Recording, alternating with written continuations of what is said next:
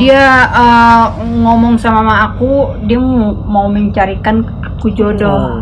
Ternyata dia sendiri yang makan aku. Jadi awalnya Pak Bahar Smith itu ngomong mau mencarikan wanita ini jodoh. Ternyata Pak Baharnya sendiri yang nikahin wanita ini. Oke. Iya, lagi disaksikan loh sama orang tua. Iya, ini sah fotonya. loh. Assalamualaikum warahmatullahi wabarakatuh. Pak Bahar Smith tiba-tiba kembali heboh ya, kembali viral dibicarakan di sosial media karena ada seorang wanita yang mengaku sebagai istri mudanya dinikahi namun ditelantarkan bahkan sampai punya anak, dan itu katanya hasil berhubungan dari Pak Bahar Smith. Namun anak tersebut tidak dinafkahi, hanya ditelantarkan begitu saja. Wanita ini bahkan sampai stres berat ya karena kelakuan Pak Bahar Smith. Tentu ini ya menjadi sesuatu yang sangat miris sekali ya. Kalau hal ini terjadi di kalangan artis ya mungkin udah biasa, tapi kali ini kan terjadinya pada seseorang yang ngaku sebagai cucu Nabi. Ini ya jauh sekali dari akhlak Rasulullah Shallallahu Alaihi Wasallam. Bagaimana mungkin ada orang yang ngaku cucu Nabi tapi ya kelakuannya begini. Untuk lebih jelasnya kita lihat dulu aja video curhatan dari wanita tersebut ya, yang ngakunya dinikahi oleh Pak Bahar ya tapi ditelantarkan, dan ini merupakan istri yang keberapa saya nggak tahu juga, katanya sih banyak ya. Sebenarnya nggak apa-apa kalau punya istri lebih dari satu, cuman kan kalau ditelantarkan begini, wah ini yang jadi masalah. Kita lihat dulu videonya ya. Dia ngomong sama mama aku, dia mau mencarikan aku jodoh. Ternyata dia sendiri yang makan aku. Jadi awalnya Pak Bahar Smith itu ngomong mau mencarikan wanita ini jodoh. Ternyata Pak Baharnya sendiri yang nikahin wanita ini. Oke. Iya, lagi disaksikan loh sama orang tua. Iya, ini sah fotonya. loh. Oh ya, ini jelas ya fotonya, dan memang udah beredar juga sih di sosial media. Jelas itu bukan foto AI, bukan foto editan ya. Lihatlah. Masih kau bilang ini pelakor. Gila kau. Aku berharap nggak ada korban-korban selanjutnya ya. Cukup di aku aja. Asik, ini sayamu tuh. Tuh, Jadi perempuan ini speak up di sosial media, curhat di sosial media agar tidak ada lagi wanita-wanita yang jadi korban, begitu ya. Guru aku hampir kena juga, makanya hati-hati. Hati-hati guys. Hati-hatilah, hati-hati, jangan sampai ada korban selanjutnya selain aku. Ya, karena aku nggak mau. HBS itu yang ngejar-ngejar gue, bukan gue yang ngejar-ngejar dia. Boro-boro gue mau sama dia, gue aja terhipnotis sama kata-kata losernya. Iya, aku mau laporin polisi atas penipuan. Ya bagusnya sih dilaporin ke polisi ya, karena biar pihak kepolisian nanti yang akan melihat nih sebenarnya yang mana yang salah. Aduh, emang gatal sayang. Oh ini fotonya.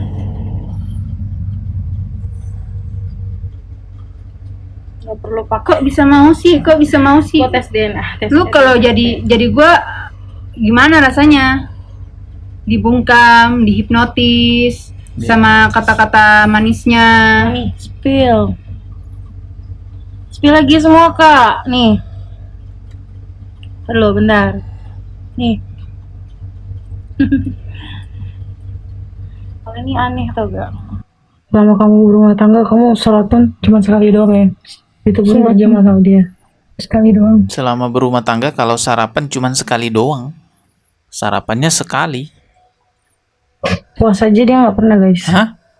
Puasa nggak pernah? Maksudnya puasa apa nih? Puasa Ramadan kah?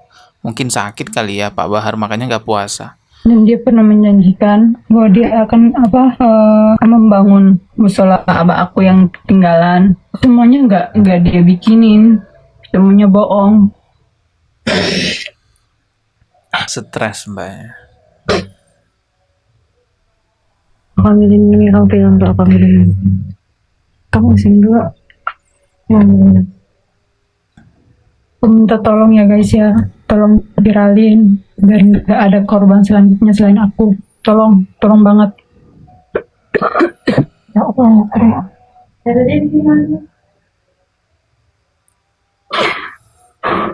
Itu tadi videonya ya. Sejauh ini sih belum ada klarifikasi dari Pak Bahar Smith-nya langsung mengenai apa sebenarnya yang terjadi, apakah benar pengakuan wanita tersebut. Sebenarnya itu videonya panjang guys. Kalau saya putarkan semua itu bisa memakan waktu berjam-jam karena itu live streaming kan. Saya udah nonton video fullnya dan yang saya lihat dari bukti-bukti yang dia perlihatkan itu memang meyakinkan bahwa wanita ini memang jadi korban modus lah istilahnya gitu, dan dia speak up di sosial media tujuan utamanya agar tidak ada lagi wanita-wanita yang jadi korban. Memang kalau kita lihat pemberitaan di sosial media banyak itu yang memberitakan bahwa ada seorang wanita atau banyak seorang wanita yang terkena modus oleh seorang laki-laki yang ngaku sebagai cucu Nabi lalu dinikahi, dan setelah dinikahi ya ditinggal cuman dipakai doang gitu loh. Saya terlantar, saya sebagai istri tidak dinafkahi lahir maupun batin secara layak ya. Dan saya tidak diakui, disembunyikan sebagai seorang istri. Jadi padahal pernikahannya tapi bukan sah, secara pernikahan sah secara agama. Ya, secara pernikahan sah secara atau agama. pernikahan sirih gitu ya. Ya, disaksikan para habaib dan juga keluarga saya. Yang membuat saya benar-benar hancur, ditelantarkan itu sudah hancur sih ya. Betul.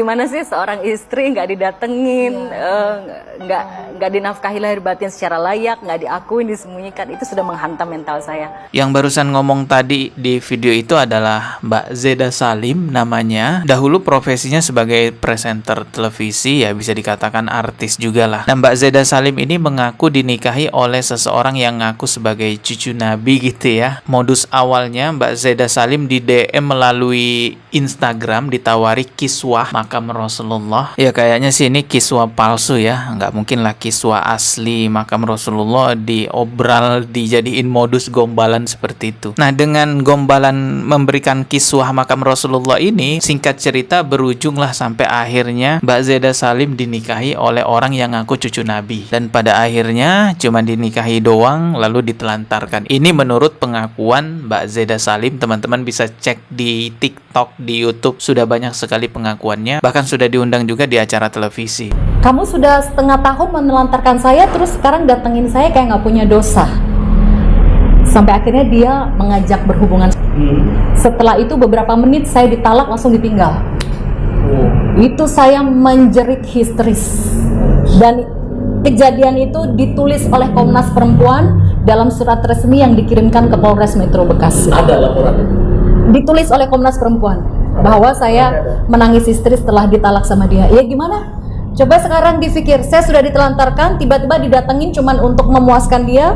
Beberapa menit setelah itu saya langsung ditalak, langsung ditinggal. Selain Mbak Zeda Salim, ada juga wanita yang namanya Mbak Kori. Mbak Kori ini ingin hijrah, ingin mengenal agama Islam lebih jauh lagi karena memang hidupnya depresi, stres lah gitu. Berharap dengan mengenal agama Islam lebih jauh itu hidupnya bisa lebih tenang. Konsultasilah ke seseorang yang ngaku sebagai cucu Nabi. Singkat cerita, bukannya dibimbing hijrah, malah dibawa ke hotel dan terjadilah perkikuk-kikukan di sana. Setelah beberapa menit ngobrol itu ya, Habib menawarkan untuk gini, apa kamu gak mau peluk saya? Saya bingung gini. Enggak Bib, makasih, saya risih, saya bilang kayak gitu. Enggak apa-apa, mumpung kita lagi ketemu, dia bilang kayak gitu kan. Akhirnya terjadi dipeluk, terus saya dicium keningnya, abis itu saya direbahkan. Saya bilang kan saya risih, tidak mau, jangan sampai gitu. Saya bertanya seperti ini, apakah Habib sering seperti ini kepada cewek-cewek yang lainnya? Saya bilang seperti itu. Jadi banyak sekali perempuan yang menjadi korban oleh seseorang yang ngaku sebagai cucu Nabi. Jelas ini membawa nama buruk Rasulullah SAW, karena Rasulullah itu sangat menghormati, sangat menjaga seorang wanita. Bahkan ketika Rasulullah disodorkan tangan oleh seorang wanita mau berjabatan tangan, Rasulullah menolak dengan mengatakan, inilah usafi'un nisa, sesungguhnya aku tidak menjabat tangan wanita. Nabi SAW tidak berjabatan tangan. Inilah usafihun nisa. Aku tidak menjabat tangan wanita. Nggak ada tuh perempuan-perempuan sahabat rebutan tangannya Nabi SAW, ya, mencium tangan Nabi SAW. Nggak ada. Itu tidak terjadi di masa Nabi SAW. Istrinya Abu Bakar ya, atau istrinya Umar, atau siapa berjabatan tangan dengan Nabi SAW. Tidak. Nah, silahkan dibaca sejarah. Sepanjang yang Anda tahu tadi, nggak ada. Nabi tidak melakukan itu. Maka kita pun hendaklah mencontoh Nabi SAW. Jadi Rasulullah tuh sangat menjaga jarak antara dirinya dengan wanita yang bukan mahramnya. Nah, Ini ada orang di zaman sekarang yang ngaku sebagai cucu Nabi, entah cucu Nabi beneran atau bukan, malah memanfaatkan pengakuannya sebagai cucu Nabi untuk memodusi wanita-wanita. Tapi itu oknum ya, sekali lagi saya tegaskan itu oknum. Namun walaupun oknum, ya kita bisa lihat korbannya sudah banyak, maka berhati-hatilah, jangan gampang dimodusin oleh pria yang ngaku cucu Nabi. Ya kita nggak tahu dia beneran cucu Nabi apa bukan. Tambah lagi kelakuannya seperti itu. Kalaupun memang dia cucu Nabi sekalipun, ya nggak pantas juga dia memperlakukan wanita seperti itu, dinikahi lalu ditinggal cuman dipakai doang, anaknya sampai ditelantarkan. Ada perempuan yang mau hijrah, bukannya dibimbing jadi lebih baik, malah dibawa ke hotel. Kalaupun memang benar dia cucu Nabi sekalipun, nggak pantas dia melakukan hal seperti itu. Video ini sebagai pengingat waspada kepada para wanita, jangan sampai ada korban lagi. Sebenarnya mau ngaku cucu Nabi ataupun bukan, itu bukan jadi persoalan. Yang terpenting bagaimana ajarannya, bagaimana perilakunya, bagaimana tingkahnya. Walaupun keturunan orang biasa, bukan keturunan bangsawan, bukan keturunan sultan, tapi kalau perilakunya baik, sifatnya baik, ajarannya benar, ya udah kita ikutin. Apalagi Allah kan berfirman, kemuliaan di sisi Allah itu terletak pada ketakwaannya, bukan karena keturunannya. Keturunan kiai, keturunan nabi sekalipun kalau dia kelakuannya buruk, terus mau diapain, itu nasabnya nggak guna juga kan. Oke, sekali lagi video ini hanya saya buat sebagai pengingat. Ketemu lagi di video berikutnya. Wassalamualaikum warahmatullahi wabarakatuh.